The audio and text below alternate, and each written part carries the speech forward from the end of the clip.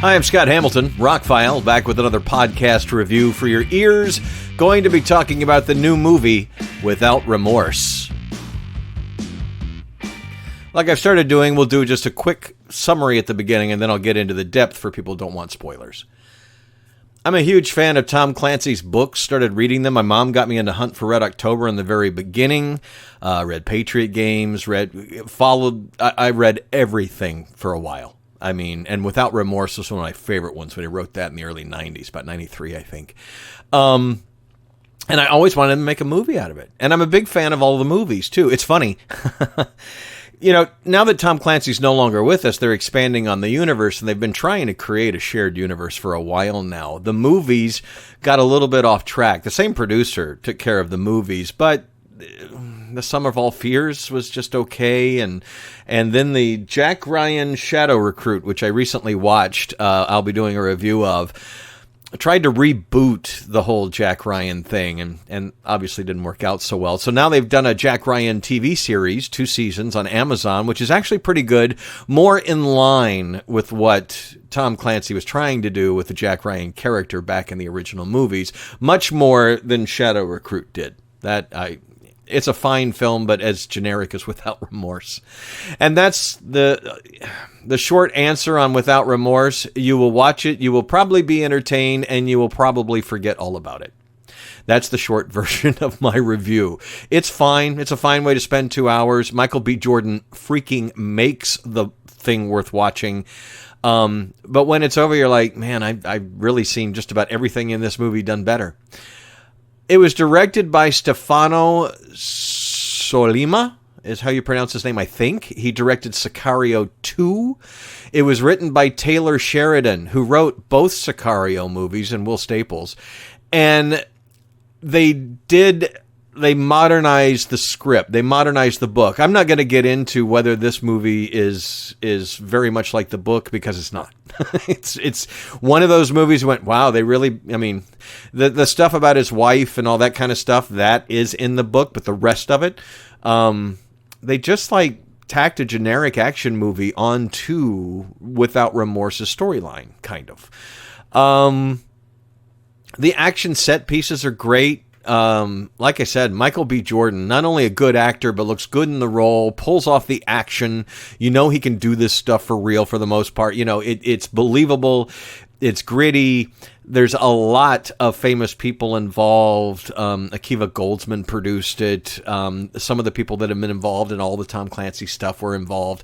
But in the end, you know, it's short and it's over, and the best thing it does, other than giving Michael B. Jordan room to just play and do great with his role, is it sets up a Rainbow Six movie. There's a mid-credit scene at the end where he's talking to Ritter and says, I'm going to do this, and we're going to create a team of multinational dudes, and we're going to call it Rainbow, and there was your introduction to Rainbow Six. And if you haven't played the video games or read those books, you don't know what I'm talking about. But again, Tom Clancy, while he was alive, continued to expand his own universe and got into Rainbow Six novels that other authors took over and created vast storylines beyond Tom Clancy's passing. And like I said, they've rebooted and remade and kind of did some of his older books now. And I don't know. Some of that stuff needs to stay in the time it was created. Hunt for Red October doesn't work now. So I'm glad they haven't tried to remake that movie or anything like that. But that was also the introduction to the Jack Ryan character. And with Jack Ryan Shadow Recruit, you know, they kind of threw that out the door. And with the Jack Ryan TV series, they've kind of danced around it, you know.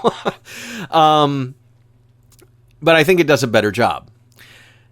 Without Remorse, should you watch it? If you have Amazon Prime, then watch it. There's a lot of worse things to watch. The cinematography's good, the special effects are good, the action is good, and it's fine. It just, you've seen the prison breakouts, you've seen the revenge films, you've seen the espionage films that all this stuff takes from. Not that it's bad. They have said that Michael B. Jordan will star in a sequel that will be based on the Rainbow property. So I think that could be really good. And like I said, I don't think Without Remorse is bad. I just don't know that I need to add it to my own collection. And that's kind of sad because I own everything else Tom Clancy, Jack Ryan related. Well, I don't own the TV series yet, but it was good. It wasn't bad. So anyway, long review. Watch it because you want to see Michael B. Jordan do great. And you want to see this character go on, because John Kelly, it's a great character in the pantheon of Tom Clancy's characters. And Liev Schreiber played him in one of the movies. Willem Dafoe played him in one of the movies. And Keanu Reeves was supposed to play him for a long time. That didn't work out. Tom Hardy was offered the role, and that didn't work out. And we finally got Michael B. Jordan, and he's great in the role. He did a really good job. But the movie is just serviceable. It's just okay. Like I said, I wasn't not entertained. It was just over, and I'm like, okay, that was just generic espionage movie revenge film. But I came out singing Michael B. Jordan's praises, and I still am. Dude's great in it. Without Remorse is now streaming on Amazon. Watch it at your leisure. Should you rent it or pick it up if you're not Amazon Prime? Probably not. I would go back and watch, to me, still Hunt for Red October and Patriot Games are the best Tom Clancy properties, period, end of story. Clear and Present Danger was okay. Some of All Fears wasn't that great. Shadow Recruit was a good action movie that really had nothing to do with Jack Ryan. And this was a good attempt, but just I'm hoping for a better sequel. Let's call it that. The ROCKFILE is my website. Check it out. Like, share, subscribe, and I will catch you on the next one. Have a spectacular day.